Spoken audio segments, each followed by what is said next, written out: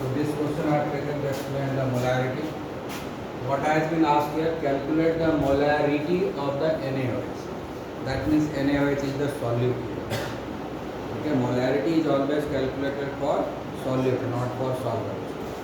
So sodium hydroxide is solute here in the solution, prepared by dissolving its 4 gram. That means 4 gram sodium hydroxide लिया गया है solution बनाने के लिए in enough water to for sufficient amount of water लिया ताकि 250 ml solution बन जाए। सॉल्वेंट का अमाउंट नहीं बता रहा है, लेकिन सोडियम हाइड्रोक्साइड तो सॉलिड है, उसको वाटर में डिजॉल्व किया गया है।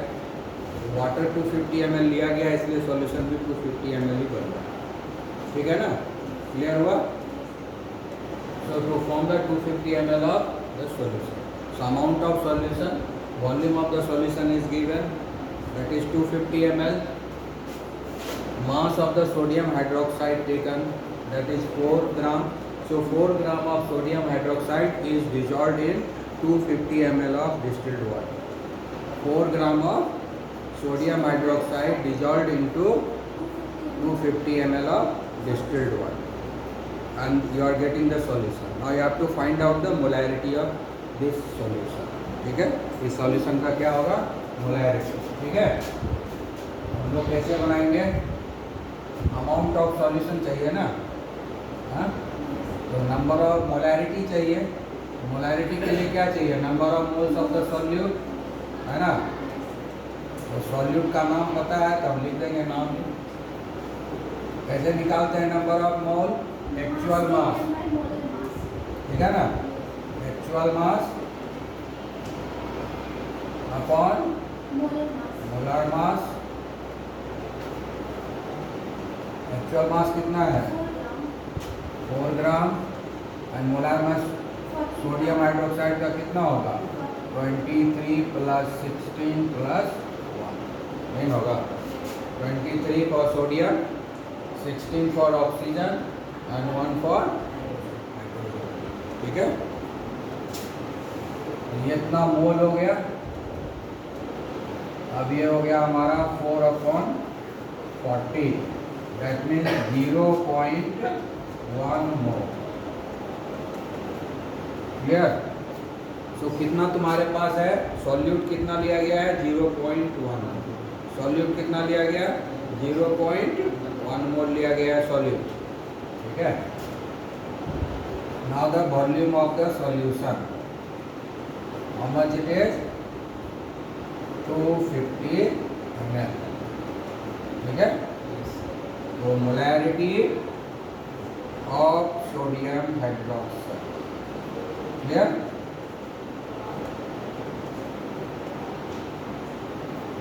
So number of moles of the sodium hydroxide divided by volume of solution into 1000, है ना? इन ml लिखो या नहीं लिखो, अंडरस्टूड है।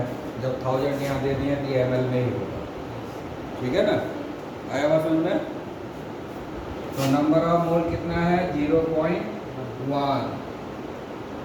वॉल्यूम कितना है?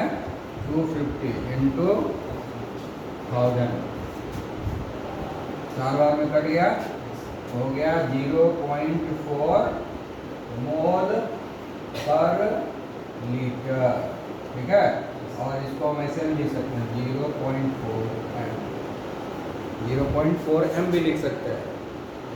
बॉटल पे देखो m लिखा हुआ है, कैपिटल M लिखा हुआ है ना, हाँ, लेवल लगा हुआ है m, that represent the molarity of that solution. समझ में आया बात? हाँ, अंडरस्टूड दिस? तो इस तरीके से हम लोग मोलैरिटी निकालेंगे सिंपल वे में। ठीक है, आगे आवाज समझ में? निकाल लोगे, कोई दिक्कत नहीं होना चाहिए। तो मोलैरिटी आ गया ना, देखो आंसर इतना ही है ना, हाँ? So now we are going to study the molality. That was the molarity. Now it is molality. Okay, remember the spelling. Don't come in mistakes. Both are different. मोला लिट्टी लिट्टी लिट्टी खाने वाला, ठीक है। अब पहले क्या था, रीति, हाँ, RITY रीति, और अब हो गया लिट्टी। समझ गए ना? रीति रिवाज और लिट्टी खाओ, समझ में याद हो गया? Molarity and this is molality, ठीक है। Molality tells us, what tells us? The number of moles of solute dissolved in 1 kg or 1000 gram of solvent, not the solution.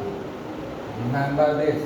In case of molarity, we compare the number of moles dissolved into the solution.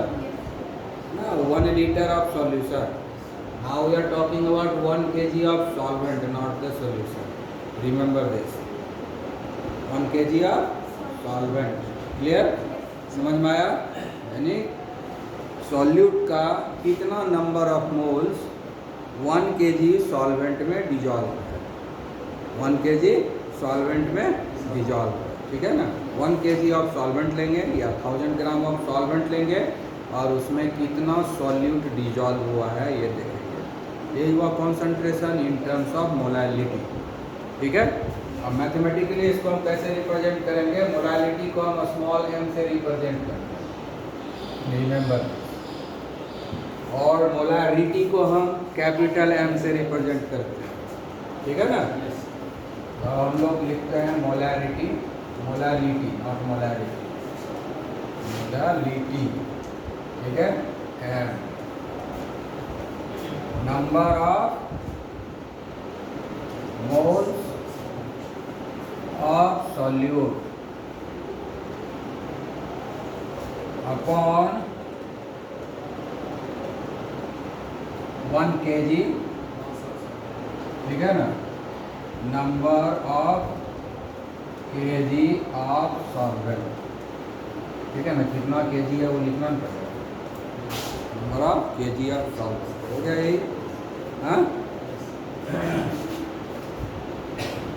इसके बाद क्या होता है, हम लोग generally जो calculation करते हैं, जो एक्सपेरिमेंट करते हैं, वो ग्राम में करते हैं, केजी में कभी करते ही नहीं। थोड़ा थोड़ा लेकर के हम लोग केमिकल से काम करते हैं। 1 kg केमिकल बहुत ज़्यादा होता है, ठीक है ना। तो हम लोग तो ग्राम में कैलकुलेट करेंगे, तो प्रैक्टिकली तो ग्राम में ही लेंगे, तो उसको केजी में कन्वर्ट करना होगा, ठीक है। तो यही फॉर्मूला क्या हो जाएगा, number of moles of solute, उसके बाद क्या होगा, मास ऑफ सॉल्वेंट, क्या होगा, मास ऑफ सॉल्वेंट। तो हम इसको मास ऑफ सॉल्वेंट W लिख देते हैं, ठीक है ना, मास ऑफ सॉल्वेंट। W सॉल्वेंट मतलब मास ऑफ सॉल्वेंट, ठीक है, इन kg, ठीक है ना। अब इसको हम लोग चेंज करेंगे, number of moles of solute, उसके बाद वेट ऑफ सॉल्वेंट, ठीक है। इसको अगर हम ग्राम में ले लिए, ठीक है, तब इसको हम लोग केजी बनाने के लिए 1000 से डिवाइड करेंगे, तब ना केजी बनेगा। तो हो जाएगा number of moles of solute upon weight of solvent in gram into 1000, ठीक है। इसको कैलकुलेट करोगे तो इसका यूनिट क्या आएगा, मोल पर केजी, मोल पर केजी। आगे हो जाएगा, कैलकुलेट करके लिखेंगे, मोल पर केजी को स्मॉल m से डिनोट, ठीक है, मोलैरिटी को कैपिटल एम से, है ना, मोल पर लीटर को कैपिटल एम से, कैपिटल एम लिखा है तो मोल पर लीटर हो गया, स्मॉल एम लिखा है तो मोल पर केजी हो गया। रिमेंबर दिस, समझ में आया? Understood? The molarity represented by small, ठीक है? Understood everybody? So this is the new topic, reactions in the solution. मतलब क्या होता है, जनरली हम लोग रिएक्शन सॉल्यूशन बना के करते हैं, ठीक है ना, एक्चुअली वेट करते हैं और उसको जो हम लोग डिजॉल्व करते हैं वाटर में, उसके बाद ही रिएक्शन करवाते हैं ना। हाँ, प्रैक्टिकल किए हुए मालूम है, जो कोई भी चीज़ के बीच में जब भी रिएक्शन कराया गया तो उसको हम लोग पहले डिजॉल्व किए वाटर में, तब फिर आपस में रिएक्शन कराया गया। ज़्यादातर रिएक्शन वैसा ही होता है। तो उस केस में हम कैसे मोलैरिटी कैलकुलेट करेंगे, कैसे रिएक्शन करेगा, किस रेशियो में दोनों रिएक्शन करेगा, अगर हम मोलैरिटी और वॉल्यूम के टर्म में बात करते हैं। तो इन जनरल हम मान लेते हैं ये सब्सटेंस ए है जिसका हम लोग सॉल्यूशन बना दिए। ए क्यों लिखे? क्योंकि ए जो है हम ले लिए और उसको हम डिजॉल्व कर दिए पानी में, ठीक है।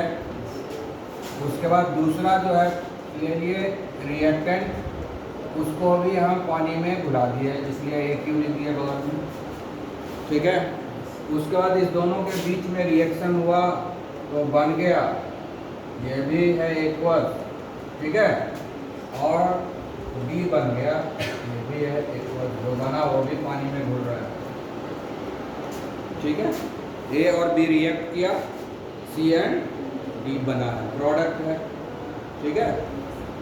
अब इस बैलेंस करने के लिए कुछ न कुछ मल्टीप्लाई करते हैं इन जनरल।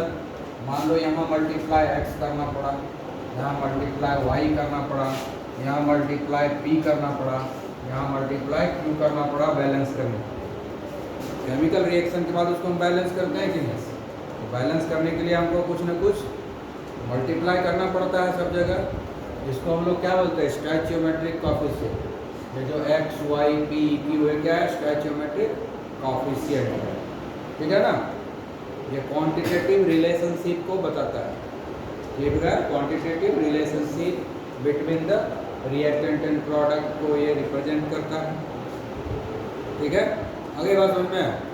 तो अब हम जो है इस दोनों में किस मोलैरिटी और वॉल्यूम कैसे रिएक्शन होगा इस दोनों में, वो हम लोग विचार करते हैं। मान लेते हैं कि ये जो हम रिएक्टेंट लिए हैं इसका मोलैरिटी M1,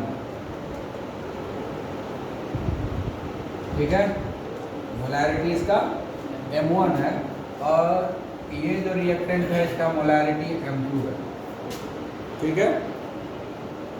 और ये ले लिए हैं हम इस एक की जितना लिए हैं वॉल्यूम, इसका वॉल्यूम V1 लिए, और ये कितना लिया है V2।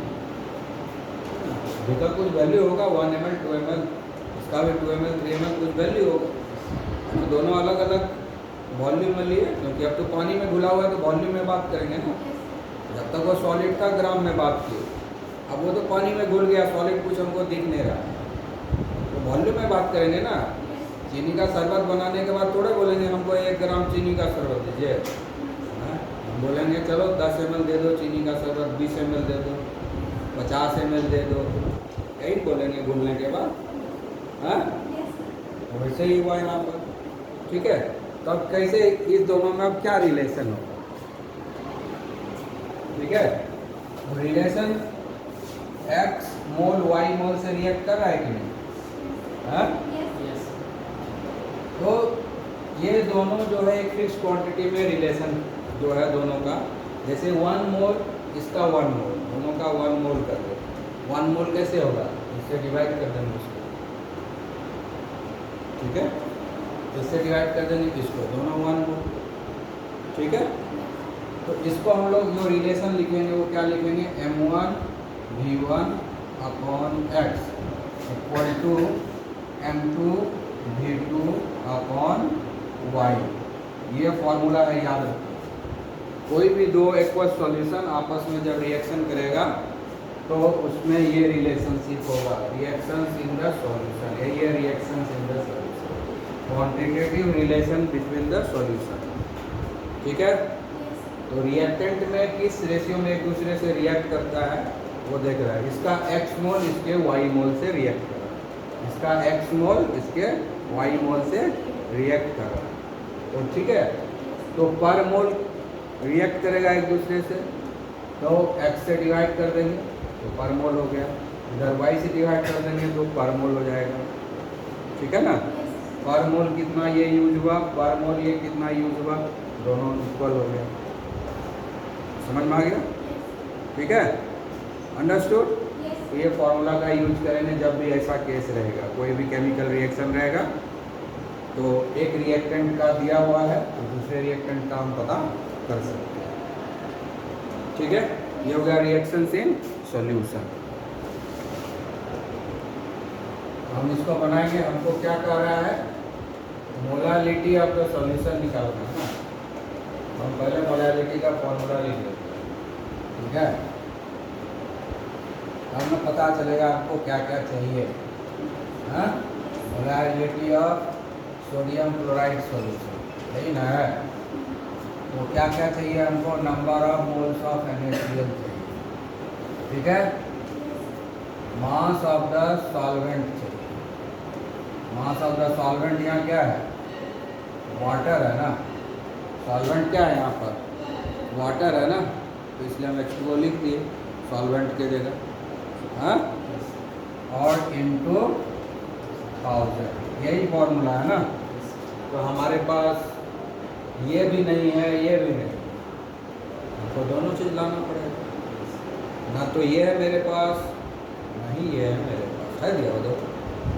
हाँ, दिया हुआ है, दिखता नहीं है, दिया हुआ है लेकिन दिखता नहीं है, उसको दिखाना होगा। ठीक है ना, it is invisible right now, you have to make it visible. ठीक है, क्या दिया हुआ है क्वेश्चन में, सॉल्यूशन कैसा है, 3m। सॉल्यूशन कैसा है, 3m। सॉल्यूशन कैसा है, 3m। समझ गया ना, इसका मीनिंग क्या हुआ, इसका मीनिंग क्या हुआ, 3 मोल of sodium chloride dissolved in 1 liter of solution।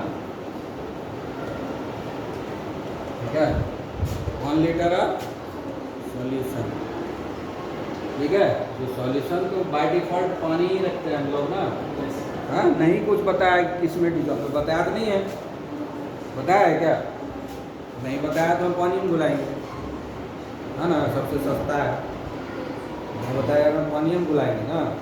हाँ, बताया कुछ नहीं है इसलिए हम पानी में बुला देंगे। तो सॉल्यूशन लिख दिए, मतलब क्या हो गया कि यहाँ पर 1 लीटर पानी में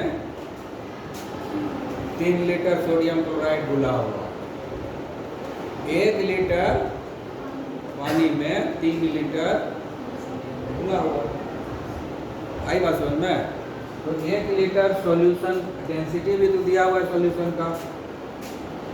का डेंसिटी दिया हुआ है ना। तो उससे हम क्या निकालेंगे, उससे हम लोग का मास निकल जाएगा। डेंसिटी का फॉर्मूला क्या होता है, मास बाय वॉल्यूम। तो mass equal to density into volume, तो निकलेगा कि नहीं। हाँ, ठीक है। अब यहाँ पर सॉल्यूट कितना है,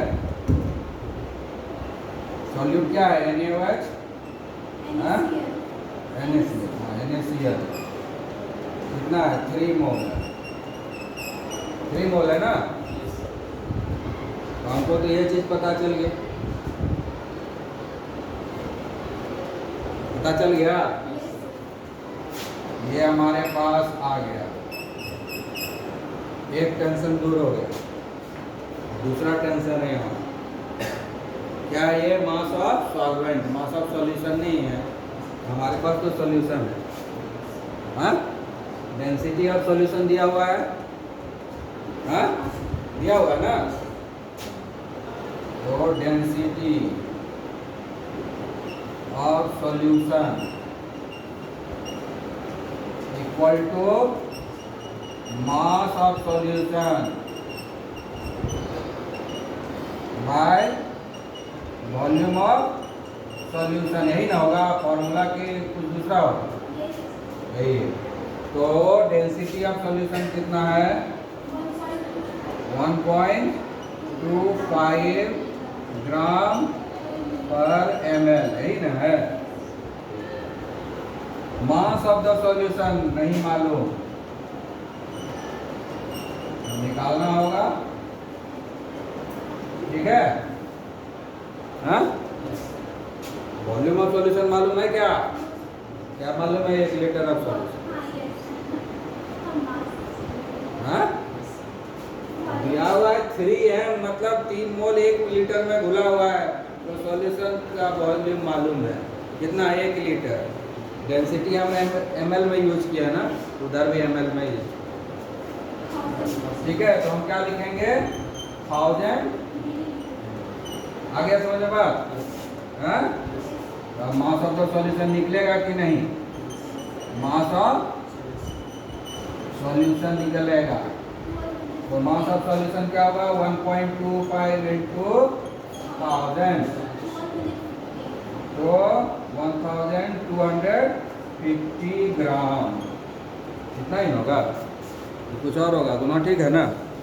हाँ जिनको यहाँ दिख नहीं रहा है कितना सही बोलो, ठीक है इतना ही होगा।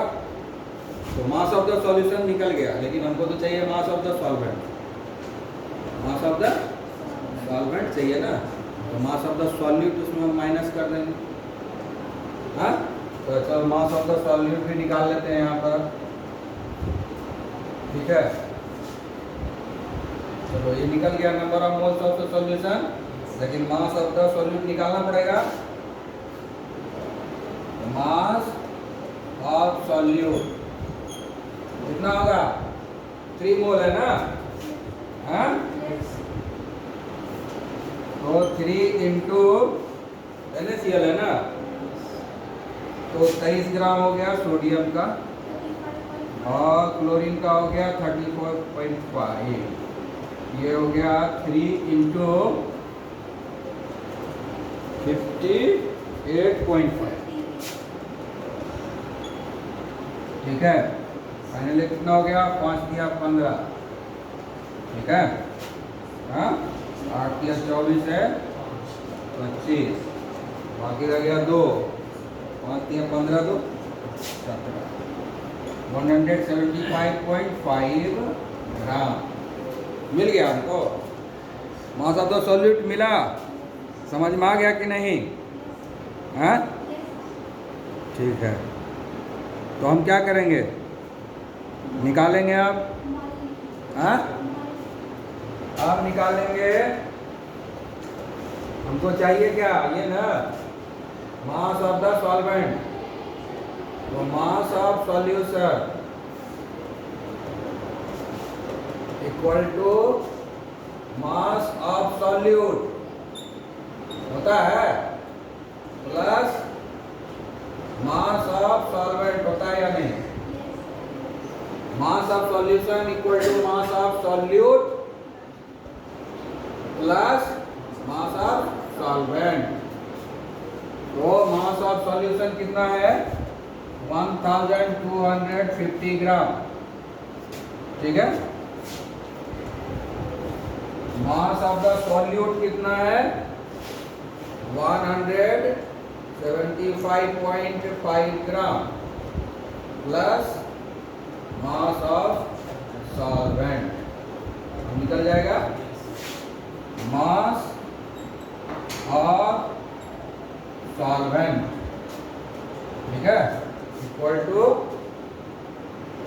1250 माइनस 175.5, ठीक है। 0.5 9 में 5 गया 4, ठीक है ना, 14 में 7 गया 7, ठीक है। और एक में गया 0, 1074.5। तो इतना ग्राम जो है सॉल्वेंट है, इतना ग्राम सॉल्वेंट है। हम लोग उल्टा सोचे इसलिए बना, सीधा सोचते तो नहीं बनता। उल्टा किया, क्या सोचे, सबसे पहले पता कि मोलैलिटी हमको निकालना है तो क्या क्या चाहिए, इसलिए हम पहले फॉर्मूला लिख दिए मोलैलिटी का। अभी तक कहीं यूज नहीं किया इस फॉर्मूला का, क्योंकि निकालना है हमको ना, क्या क्या चाहिए, ये नहीं चाहिए, ये चाहिए। हाँ, दोनों निकल गया अब हमारे पास, दोनों वैल्यू पुट कर देंगे, बन जाएगा। ठीक है, आया हुआ समझ में? दोनों वैल्यू लिखा हुआ है ना तुम लोग के पास, क्या मिटेगा सारा चीज। ठीक है,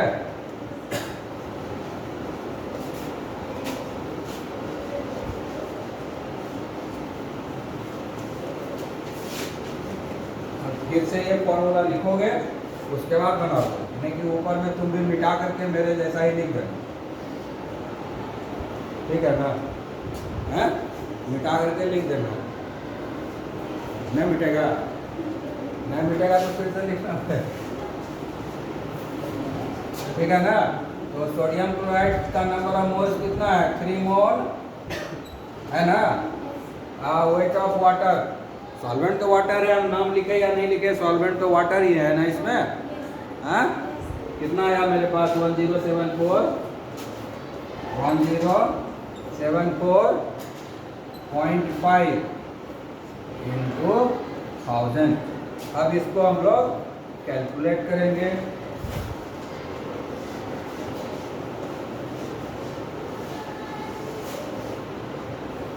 ठीक है, कैलकुलेट किया हुआ है कि नहीं, इधर है, क्वेश्चन भी गायब हो गया।